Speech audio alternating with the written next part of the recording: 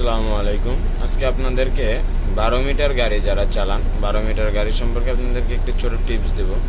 সেটা হচ্ছে যারা সচরাচর 12 মিটার গাড়ি চালান অনেক সময় দেখবেন যে রানিংয়ে আপনাদের গাড়ির এক্সেলেটারটি এই যে ধরেন আমি এক্সেলেটার প্রেস করছি, অনেক সময় যে এক্সেলেটার এখন উঠছে এই যে এখন আমি ফুল প্রেস করে রাখছি আর উঠছে না আর অনেক আস্তে উঠছে আর উঠছে না। আপনারা যদি আমার পার দিকে লক্ষ্য করেন আমার এক্সেলেটার ফুল প্রেস করা আছে, এক্সেলেটার প্যাডেল ফুল প্রেস করা আছে, বাট আমার আরপিএম 15-এর উপরে উঠছে না। সেই ক্ষেত্রে আপনারা একটা কাজ করবেন, সে কাজটি হচ্ছে গাড়ির এক্সেলেটারটি ছেড়ে দিবেন, ছেড়ে দিয়ে গাড়িটির ইঞ্জিন অফ করে দেবেন। আমি ইঞ্জিন অফ করার আগে আরেকটা জিনিস আপনাকে বলে রাখি, সবসময় ইঞ্জিন অফ করার আগে আপনারা এসিটি অফ করে নেবেন। এই যে আমি এসিটি অফ করে নিলাম, ইঞ্জিনটা অফ করলাম।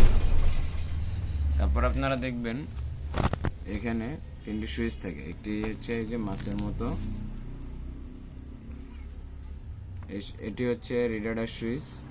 এই রিডার সুইচের পাশে দেখবেন আরেকটি সুইচ আছে, এবিএস সুইচ। আমি ভালো করে আপনাদেরকে দেখাচ্ছি, এবিএস সুইচ এবং ইডিসি সুইচ। তখন স্টার্ট অফ করে আপনারা এই দুইটি সুইচকে, আমি আবার বলছি, এই যে এই দুইটি সুইচ আছে, এই দুইটি সুইচকে স্টার্ট অফ করে মোটামুটি, আমি আবার বলছি, এডিসি, ইডিসি এবং এবিএস সুইচকে মোটামুটি 1 মিনিটের মতো প্রেস করে রাখবেন। 1 মিনিটের মতো প্রেস করে রাখলে আপনাদের যে সমস্যাটা আছে সেটা সমাধান হয়ে যাবে। বুঝতে পারছেন? এবার আমি আপনাদেরকে এটার ফল দেখাচ্ছি।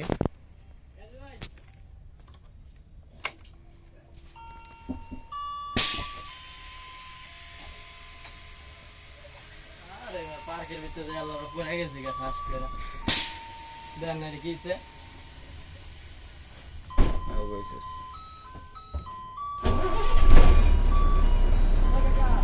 তোর কাকাই নাই গাড়িতে, কত আছে কই গেছে কেমনে? এই যে গেছে, এরপর তার আহে নাই এও নাই না।